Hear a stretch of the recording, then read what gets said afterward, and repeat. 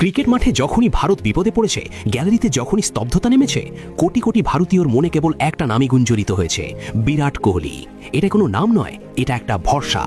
Format যাই হোক, tournament যাই হোক, পরিবেশ যখনই উত্তপ্ত হয় তখনই জ্বলে ওঠেন এই রাজা। টিম ইন্ডিয়া যখনই কোলাপস করে সবার চোখে একটা স্বপ্ন ভাসে, ইস, বিরাট যদি ক্রিজে থাকতো। কারণ সবাই জানে যেখানে অসম্ভব সেখানেই কোহলি সম্ভব।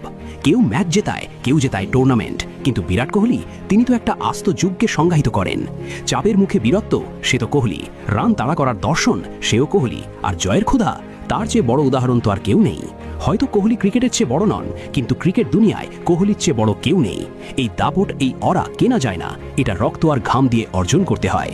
নতুন হিরো আসবে, নতুন তারকা জন্মাবে, কিন্তু বিরাটের সেই আগ্রাসন আর কেউ কোনোদিন ফিরিয়ে আনতে পারবে না। তিনি শুধু খেলেন না, তিনি ক্রিকেটকে শাসন করেন। মনে রাখবেন, রাজা যায়, রাজা আসে, কিন্তু সিংহাসনটা সবসময় কিং কোহলিরই থাকে।